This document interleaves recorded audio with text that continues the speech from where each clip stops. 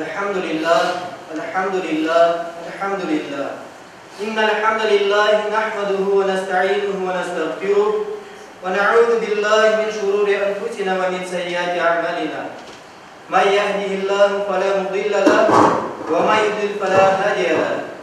Neşhedü en lâ ilâhe illallah vahdehu lâ şerîke lehu. Neşhedü enne seyyidina Muhammeden abduhu ve habibuhu ve resûluh. İttakullaha ya ibadallah, usikum bi takvallahi ve ta'ati. İnnallaha ma'allezine ittakav vellezine hum muhsinun. Kâle Allahu Teala fi kitabihil kerim. A'udhu billahi mineşşeytanirracim. Bismillahirrahmanirrahim. Ve ta'avenu alel birri ve takva ve la ta'avenu alel ithmi vel udvan. Vettakullaha innallaha şedîdul iqâb. Muhterem Müslümanlar, insanlığın hayatını tekmil ve sağlam şekilde devam ettirmek için cemiyet hayatına ihtiyaç var. Cemiyet ağında yaşamakın dini, ahlaki ve urf adetten alakalı çeşit kaideleri var. Cemiyetin yardımlaşıp ve birdemlikten temeli olan bu kaidelerge riayet ile şahıslar ve cemiyet rahatlık bulur. Tertip ve nizam meydana gelir. Bu kaidelerden en mühim olanını yüce kitabımız Kur'an bizge şöyle açıklayır. Yamanlık ve düşmanlıkta değil, iyilik ve güzellikte yardımlaşınız. Dinimiz insanların birbirine yardımlaşmalarını ve birlik olmalarını inanç ve takvadan gelip çıkan ağa kardeşliğinin bir neticesi olganını gösterir. Aynı şekilde şahıs ve cemiyet hayatında iman ve takva esasının yerleşmesi için de birlikten olması şarttır. Aziz müminler, yüce kitabımız ağa kardeşlik duyguları ile birleşmek niyetinin bir araya gelgen kimselerini maktar, onlara Allah merhamet edeceğini bildirir. Ağa kardeş olmak sevinçte ve kederde beraber olmakını gözge almak ve bunu her türlü hareket ve davranışta göstermektir.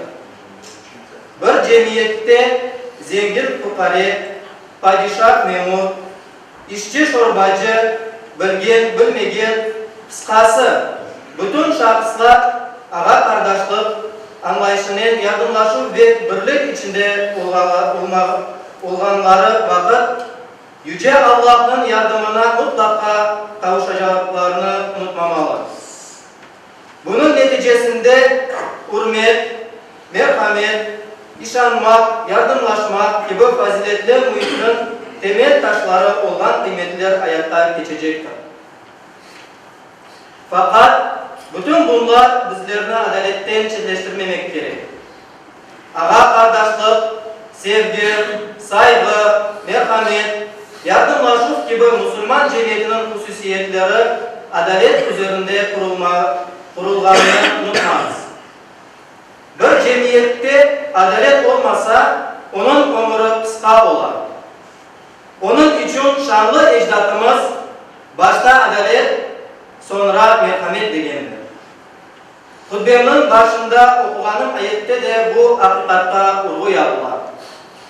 Yaxşılık ve takvada Allah'tan sakınıp günahlardan uzaklaşmak hususunda birbirinizge yardım etiniz.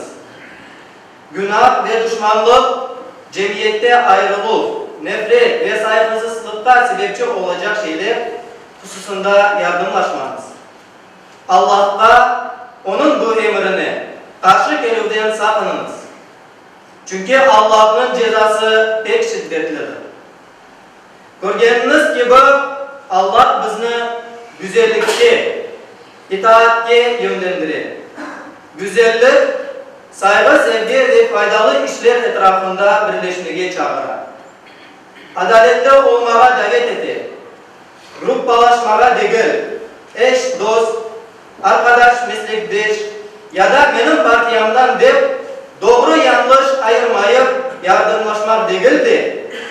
Adamın yaptığını başta aram mı, helal mı? Sonra cemiyetke fayda mı, zarar mı?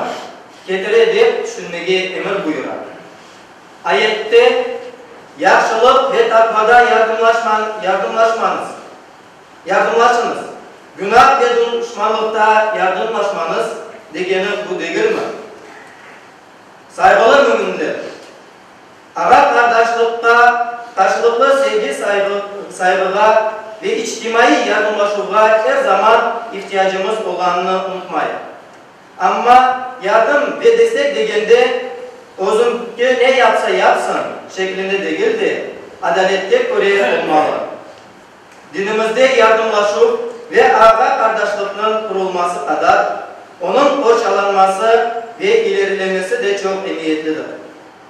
Şu sebepten kim paklılık, iftira, hoşet, laf taşımak, insanların gizli taraflarını araştırmak gibi insani bağlarımızı bozacak her türlü yaman davranıştan sakınmalıyız.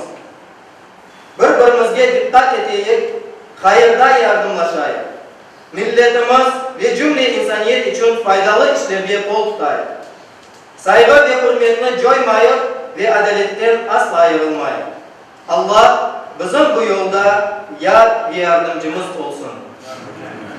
Ala in ahsanal kelam ve ablagan nizam. Kelamullahil malikil azizil alam.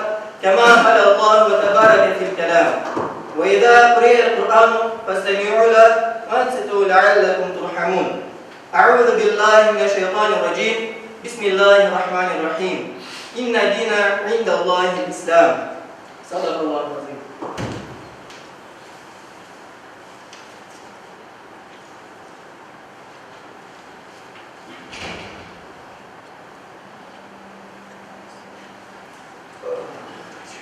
Elhamdülillahi hamden kâmilîne ve salâtu ve selâmu alâ Resulina Muhammedin ve alâ âlihi ve sahbihi ecma'in.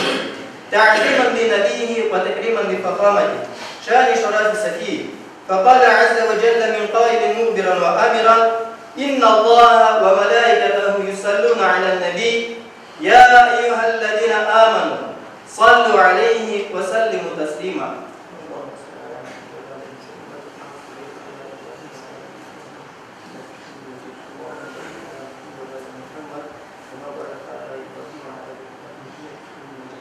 أعوذ بالله من الشيطان الرجيم. بسم الله الرحمن الرحيم. عباد الله إن الله يأمر بالعدل والإحسان وإيتاء ذي القربى وينهى عن الفحشاء والمنكر والبغي يعظكم لعلكم تذكرون.